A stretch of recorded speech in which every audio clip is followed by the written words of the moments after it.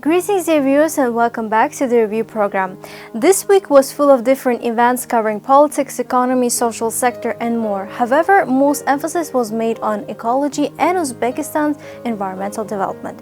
So in this episode we decided to dive deeper into the sector and review its activities.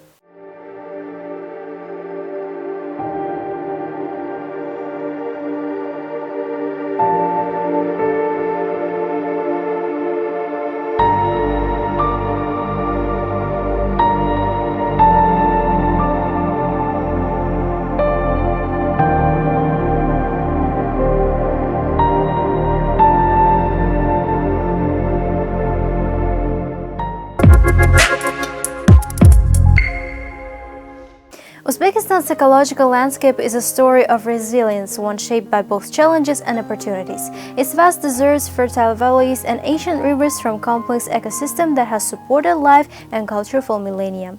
Yet this natural beauty is under pressure from modern environmental challenges such as water scarcity, land degradation, and enduring impact of the Aral Sea disaster. Before we proceed with the analysis, let's take a look at the survey with the locals. We have asked the residents of Tashkent on their views regarding the ecology of Uzbekistan. Yeah, I think it's a difficult situation because of water scarcity, and climate change will probably make this even more difficult. Yeah. And you also feel every winter that air quality is not that bad and that good in Tashkent. But I think I think you can still do something about it. Yeah, air pollution in winter I think is something that does affect my life. Mostly botanical garden actually, that's my favorite green space to go, and I think also the biggest green space. And apart from that there's some more parks, but actually I think that's the one real park that is there. I would rate Uzbekistan's ecology as average. This is because the ecological values in our country have not been developed yet. People are not aware of their rights. In my opinion, the ecological education should be implemented from primary school. The key issue that really affects my life is air pollution. If you remember, this problem got serious since last year. Another thing that concerns me is the loss of biodiversity and green spaces. The center of capital and other regions lack green spaces, and the construction negatively affects the environment. I have a house in the countryside, so when I travel back and forth I feel the real difference between the air. The air in the countryside is definitely better. Overall, I think that comparing to other Central Asian states, our city is cleanest and we have more green spaces than other neighboring countries. However, I think that it will not be possible to deal with air pollution here, because we will always have many cars that cause this issue. I want government to consider this area more seriously. For example, the place where I live is filled with trash. This is waste. People do not know where to sort it because conditions for that have not been created. Do you have any favorite green zones that you often visit? Oh, do we have green zones? I do not really know such places. The city where I live has a small part of greenery, but this place is often closed. I live in London, so that's quite bad in terms of air quality. So I think here's quite green and there's a lot of trees. So Uzbekistan's ecological sector is a critical juncture. The ambitious reforms and initiatives of the government reflect a growing commitment to sustainable development. However, in line with these positive changes, issues remain. The key problems include climate change, water shortages, soil erosion, and air pollution. In 2023, desertification affected about 60% of the country's territory, severely threatening agricultural productivity and biodiversity. Uzbekistan depends heavily on irrigation for agriculture, consuming over 90% of the country's fresh water. An efficient irrigation system contributes to water loss and further exaggerates desertification. The industrial sector and heavy transportation resilience contribute to poor air quality. Efforts to reduce PM 2.5 emissions have become a priority.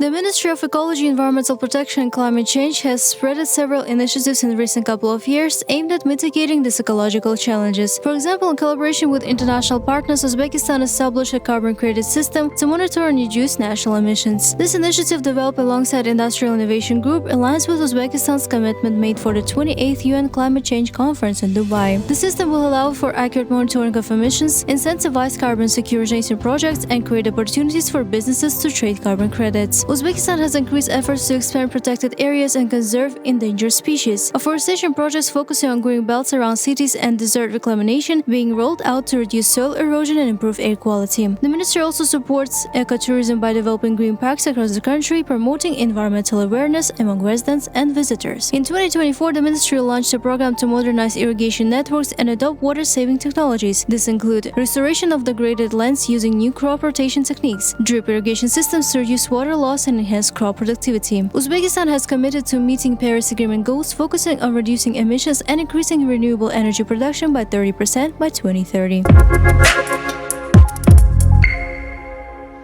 As mentioned in the beginning of the program, this week environment was in the spotlight of discussions. The week kicked off with the President's visit to Green University in capital. Several initiatives were proposed within that visit. You may watch the details in the following report.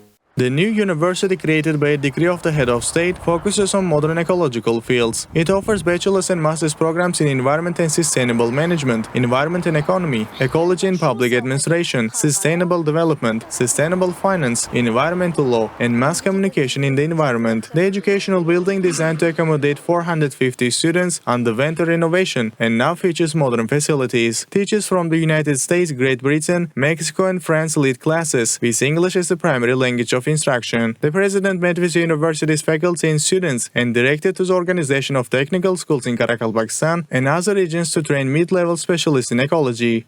The university is a modern, innovative university, is a multidisciplinary university, so we bring different disciplines together, and to be influential, to influence institutes like UN Environment Program and UN environment-related institutes, we need to have Uzbek experts who can speak English. So we are an English-speaking university training future leaders to influence policy and secure national interests in modern topics like environmental sustainability and climate change. The university has established academic and professional exchange programs with foreign universities, developing joint training initiatives that integrate science, education, and production. Its modern laboratory plays a key role in engaging students in scientific activities and advancing their experience. Researchers in the lab study soil, water, biodiversity, and waste, contributing to important scientific insights. During the visit, the president toured the laboratory. The university prioritized interdisciplinary research, innovative teaching methods, and the integration of research with practice. The educational process follows the hub-and-spoke principle, fostering a comprehensive education system, optimizing resources, and enhancing the mobility of students and professionals. To develop, the university officials plan to reconstruct former college buildings in the Yunusobod district of Tashkent and the Bostonlik district of Tashkent region, transforming them into full-fledged campuses.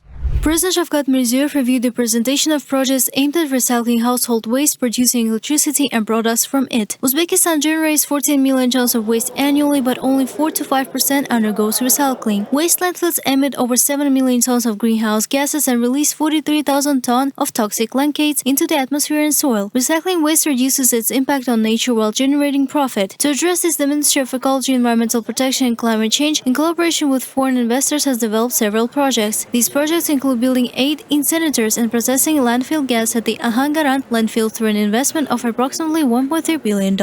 For example, the Chinese company CAMC Engineering will invest $350 million directly to construct 2 plants in the Andijan and Tashkent regions. These plants will process 4,000 tons of waste daily and generate 630 million kilowatt-hour of electricity annually. Another Chinese company, Shanghai SUS Environment, will invest $310 million to build 2 plants in the Samarkand and Kashkadarya regions, processing 3,000 tons of waste per day and generating 480 million kilowatt-hours of electricity per year. Seijin Company from South Korea will also participate by developing electricity generation from landfill gas at the Ahangaran district waste site with an investment of $55 million. This project will establish a plant with a capacity of 16 megawatts. The UAE-based Tadweer Group will invest $200 million to build a plant serving Bukhara and Nawi regions. This plant will process 1.5 thousand tons of waste daily and produce 363 million kilowatt-hours of electricity annually. Our project is a waste-to-energy plant in Bukhara, Kugun site. It will cater for the volumes of waste that is generated between Navoy and Bukhara. It will process around 500, slightly more than 500,000 tons of municipal solid waste. It will divert 50% of the volumes generated in these regions away from the landfill, so we avoid the landfill. It has many social impact, like creating 2,500 jobs during the construction and 200 permanent jobs after the construction completion. It will power 250,000 houses from renewable energy. It will bring foreign investment around 200 million US dollars. And it will save the country 20 million per year for energy substitution. The implementation of these projects will ensure the rational utilization of solid domestic waste. Over 4.7 million tons of waste will be incinerated annually, generating 2.1 billion kilowatt-hours of electricity worth $97 million. This initiative will save 152 million cubic meters of natural gas and reduce greenhouse gas emissions by 2.4 million tons. Additionally, the projects will create 1.2 thousand new jobs. The plant implementation timeline spans 2025-2027 across Andijan, Bukhara, Jizak, Kashkadarya, Nawayi, Namangan, Samarkand, Sirdarya, Fargana, Tashkent regions and the city of Tashkent. The head of state emphasized the social significance of these projects and instructed responsible individuals to make them implementary while increasing their number across regions. A roadmap will outline the expansion and balanced development of similar projects nationwide. Uzbekistan continues to advance waste management practices. A presidential decree issued on September 26 established the Agency for Waste Management and Development of the Circular Economy. The agency will introduce modern methods for collecting, sorting, neutralizing, processing, incinerating, and utilizing waste. Through the development of circular economy, the country aims to stabilize the ecological situation, improve sanitation, and reduce the incidence of dangerous diseases. Waste will serve as a source of producing alternative energy, raw materials, and organic fertilizers. Additionally, eco-industrial zones will emerge at the waste landfill sites.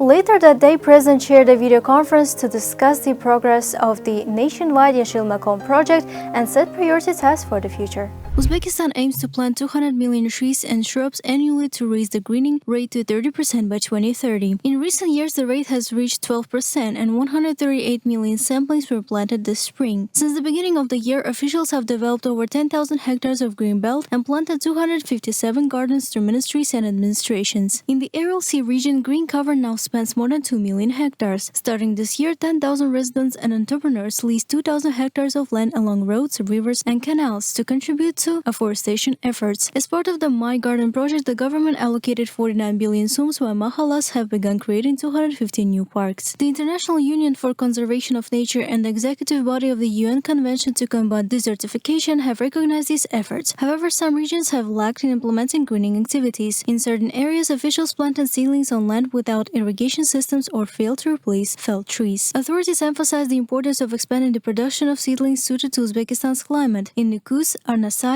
Karakul, and Mubarak, officials will establish 4 gardens featuring drought and salt-resistant halophytes next year. Drones will sow seeds in Saksaul, Kandim, and Cherkes, which thrive without water, across 250,000 hectares of desert in Kyrgyzstan, Bukhara, Jizak, Navai, Kashkadarya, Surkhandarya, and Khwarezm provinces. Forestry farms will harvest 1,500 tons of seeds annually for healthy mother plants. Using methods inspired by South Korea, specialists will cultivate 2 million drought-resistant plants through in vitro techniques and closed-root systems. The Mahmoud Mirzaev Institute will grow 10 million fruit tree samplings annually across its lands in Samarkand, Khwarezm, Tashkent, and Fergana Valley. The Mahalla's 7 representatives will grow 6 million ornamental trees, planting 100 per street on the street assigned to them. In addition, they will plant 3 million saplings on other streets in vacant areas and around high-rise buildings. Collectively, mahallas have the potential to plant 20 million decorative and fruit trees. The Forestry Agency will organize fairs in every mahalla and supply 30 million saplings. Administrations and ministries plan to plant 40 million saplings this fall, including 9 million along 13 international highways. They will also distribute 2,000 kilometers of roadside plots to 10,000 citizens and entrepreneurs for greening. Workers will plant additional trees along Tashkent-Samarkand and Samarkand-Karshi railways and 21 million poplars, mulberries, and grapevines along field borders. The Ministry of Defense will plant 200,000 saplings, while the Ministry of the Interior, National Guard, and Ministry of Emergency Situations will each plant 100,000 saplings. Workers will also develop a green belt around landfills. The government will allocate 100 billion sums to the Yashil Makon project in 2025, with the investment program now covering 3 years of tree care, disease protection, and irrigation. Officials will conduct 2 irrigation pilot projects, allowing 27 districts to drill 1 well each. In spring, they will start terrace planting on 500 hectares of mountain and hills poles across 14 districts. Regional authorities will create new green areas and parks under the Mining Bogon project. They will post these projects on the open budget portal, listing 3 types and costs. A mobile app will send warnings to individuals neglecting tree care responsibilities. The President highlighted the growing threats and dust storms which result from climate change, illegal logging, water depletion, and uncontrolled grazing. He stressed that the loss of plant biodiversity in steppes further complicates the environmental situation. With population growth increasing the demand for food, pastures represent a critical resource for food security. To address this, officials transferred the management of 16 million hectares of pasture lands to the Committee of Veterinary and Livestock Development. The committee will develop a 3-year program to restore degraded deserts and secure $50 million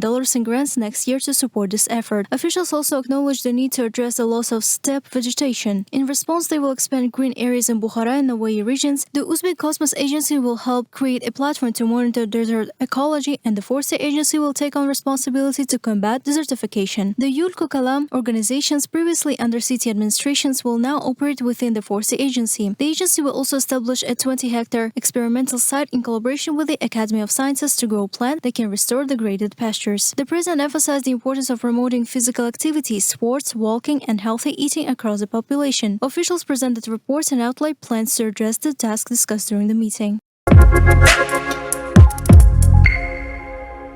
Looking at these events and discussions, we can see government's commitment to solve all shortcomings in the sector.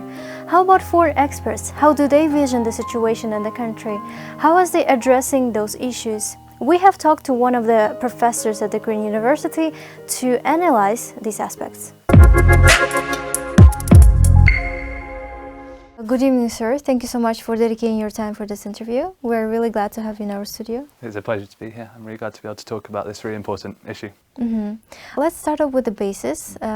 Due to the global climate change and the effect on the environment globally, in your view, how has Uzbekistan been affected by these changes? So Uzbekistan is facing the consequences of climate change like every country in the world, but of course the specifics of Uzbekistan's geography, society mean that it feels and is facing very specific effects.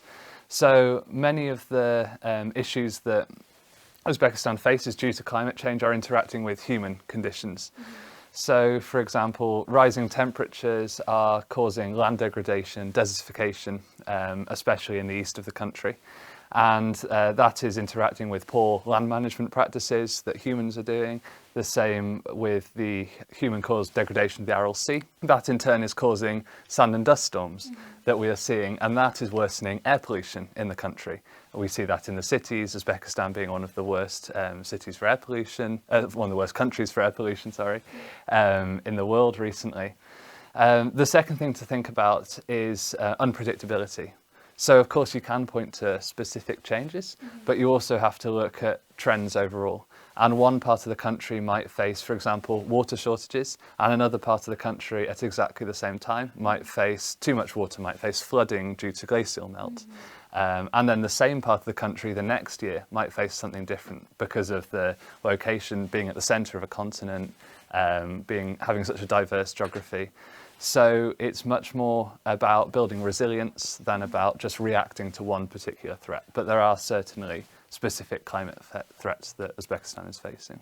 Are there any specific issues, critic issues that should be addressed immediately right now? So, like I say, I think land degradation is one of the really critical ones because it interacts with food security and pollution and biodiversity. So the more we can look after Uzbekistan's land, that's really important. And that again couples with air pollution. So the more that we can green Uzbekistan will help air pollution and will help land degradation. It will also help with increased temperature. We're seeing extreme temperature rises as well, particularly in the summer months and particularly in urban areas as well. So. This week, President Shavkat Mirziyoyev visited the Green University. How do you think the university plays a role and contributes to these developments? So it was a pleasure to host the president at our university because that is one of my roles in Uzbekistan as a teacher there. So the Green University is a really visionary step, I think, in Uzbekistan. It's going to play a number of different roles at different levels across society because education is about the whole of society. It's not just about young people. Of course, the first is education. It will hopefully bring out a whole new generation of qualified specialists who can think about climate and the environment differently. The second one is as a research hub as well. So it's not just going to be education, but there are already world-leading laboratories, and we're inviting world-leading scientists and academics to come to Uzbekistan, to Tashkent, to the university. So they can either really be in the region and learn about the effects and feel the effects of climate and the environment, which will inform their research, or they can bring knowledge from other areas and adapt it to Uzbekistan. That will then help us inform policy because the university was founded by and is under the National Centre for Climate Change and the Ministry of Ecology of Uzbekistan. And so it will mean that Uzbekistan's climate policy is informed by this science and this world-leading research. And then overall, that helps the region face the challenges itself. You know, the region is facing its own problems and needs its own solutions to that. And the only way to do that is by having young people and scientists and policymakers informed about and thinking about the climate. And so it's a real first step in that long societal process. During that talks and visit, waste management gave a particular attention because there was a presentation of different projects and waste management was in the spotlight of discussions.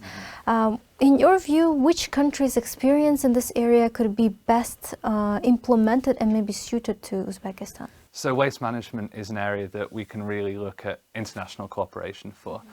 So the investors that presented some of those projects include representatives of Korea, Singapore, China and the United Arab Emirates, and they all have resources, technologies and investment to offer. But it's really important to make sure that the practices that we're bringing from other countries are suitable for Uzbekistan. So for example, Singapore can offer a lot for urban areas and urban waste management. It's a humongous city and that might be really appropriate for Tashkent, but other parts of Uzbekistan might need other technologies. I think other parts of the world to look to are the Nordic countries, where they've really managed to think about waste management as part of a whole cycle, so a whole circular economy. You can't think about waste management as just the end of a product. You have to think about the whole of that, so recycling and how you can turn the waste management back into something productive. And then, of course, Uzbekistan can look to countries in a similar position to itself, rapidly developing, urbanizing countries. So South Africa, South America, these areas, even small steps like integrating informal waste picking, like we see in Uzbekistan, into the formal waste management system is really important. Or decentralization, where municipalities and local communities can look after the waste themselves, because Uzbekistan's central government will never be able to deal with every single waste product. So there's a huge amount to learn and there's a huge amount of progress to be gained from cooperation. We have talked to one of the professors during the visit and he stated that in order to meet the global standards, Uzbekistan needs specialists, Uzbek specialists who can speak English. In your vision, you also teach, you talk with students, you observe the process. Do you think we have enough specialists in Uzbekistan as of now? So in terms of qualified specialists, I don't think anywhere in the world has enough. Climate change is constantly changing and it happens and it's affecting every sector of society, of the economy, of business. And so there will never be enough. You always have to keep teaching more and changing how you teach. But I think that, and certainly that's a problem that Uzbekistan is maybe even further behind in that process than other parts of the world. Sustainable development, those kinds of studies are very new here. this university is the first one in the region focusing on that, which is so important, and it's a great first step. The president also, at his visit, called for the establishment of centres in every region of Uzbekistan now to teach that as a vocational course. And that, again, is a great step. But at the moment, no, there aren't enough qualified specialists.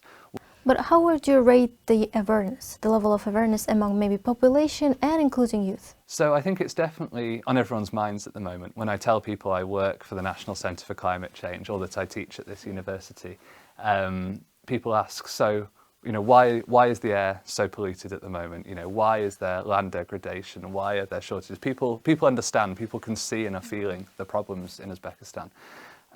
So there's an awareness there.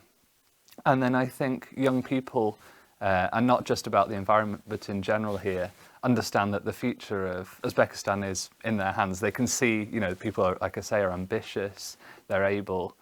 And so really it's about combining the two and making sure that students understand that the environmental future of Uzbekistan is also in their hands and they can do something about it. And that requires giving them the support and the skills and saying this is a really important issue and you are the future of that. So. Do you think there is a room for change? Do you think people will be, the awareness will go to that level when people understand, okay, this is very critique, now I have to act? Yeah. I think it will. I think people are already realising that. I think the key now is to make sure that people understand not only that there is a problem, but also they are part of the solution as well, you know. So people see, for example, litter and problems with waste management, but they can also, of course, be part of the solution, you know, making sure their waste is properly managed. And that's both calling for it at a political level and doing things yourself day to day to make the situation better. So I really hope so. I think so. You are expert in the regional cooperation in this regard. So what do you think is Uzbekistan's role in this integration and overall the impact on the environment? So I mean, we always say that climate change knows no borders, and it's so true, especially in this region. Of course, Uzbekistan is double landlocked, so it has so many neighbours. There's a number of different roles that Uzbekistan can play. I think the first one is as a model for the region, because I don't know if you're aware, but in the past couple of months there have been a number of reforms to climate governance, which means that now there is a presidential climate council which oversees everything to do with climate, and my body, the National Centre for Climate Change, is the working body of that council. So we take policies from every different sector, part of society, every different ministry, and integrate them together to make sure that climate policy and the climate actions are forward-thinking and adaptive. And that's a model that so many countries in the world could learn from. I'm not aware of any other country that has climate on the same level as other presidential councils like national security. So it shows how seriously we take that. And then, of course, we're acting on that as well. Things like Yashil Makon greening the environment and Green Cities programme, so monitoring cities as well. So that's a model that people can use and copy. And then we're also acting as a hub. We're bringing people together. There's already so many environmental agreements that have the names of Uzbek towns and cities on, Samarkand, Nukus, Tashkent, because we bring people here and we say this is important. And especially now as Uzbekistan is more regionally cooperative with everyone from Turkic states to Shanghai Cooperation Organization, we're able to stand up and say, this forum, we should be talking about this issue, we should be talking about the environment, or we have this common problem, whether it's land degradation with Middle Eastern states or it's urbanization with South Asian states. And then overall, being a model and being a hub gives us a voice globally. So the COP conferences are coming up, COP29 in Baku. Uzbekistan will be participating in that. And thanks to our actions previously and our vision regionally and nationally, we'll be able to stand up. And this region particularly hasn't had much of a voice in the past when it comes to international climate negotiations. There are people with far more money, far louder voices. But our ability to do that, to bring people together, will give us a real global leadership with that regional cooperation. I think that's so important for Uzbekistan as well, because we can't solve these problems on our own. So. You just mentioned that the COP29 will be in Azerbaijan soon.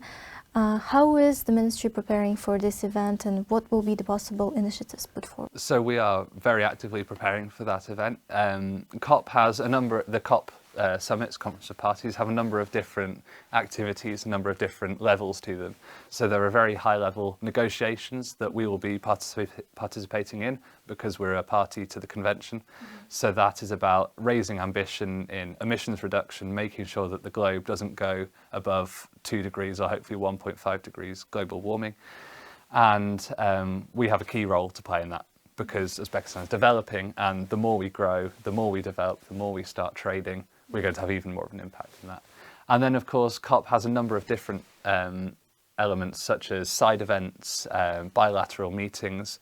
And there we're really focusing on, first of all, sharing our story with our climate reforms and the Presidential Council, etc., and bringing this regional cooperation that I've just talked about to COP. So showing that regional cooperation is part of a bigger picture. We can't necessarily just start with the global change, because there are so many regional focuses that we have to fix first. So we'll be hosting delegations from every single one of our partners in the region. We'll be hosting learning events, seminars. We're hosting events related to youth. We have a very active youth contingent. We have eco-activists going. The United Nations, we're working with the United Nations to bring education initiatives and women's rights issues around climate change and around the Aral Sea as well. So there's some really exciting initiatives that will be coming out, and I'm sure if people follow the various ministry channels and the official communications, they'll see just how many agreements and sort of signings that we'll be achieving, because it's a really exciting time. The next year is going to see a lot of change, I think. Thank you so much for this productive conversation. I was really glad to talk to you. No, it's a pleasure. It's a pleasure to be here. Thank you very much. Uzbekistan's journey towards sustainable development is both challenging and promising. With continued focus on green policies, regional cooperation and technological innovation, the country is well positioned to become a regional leader in environmental resilience and climate adaptation.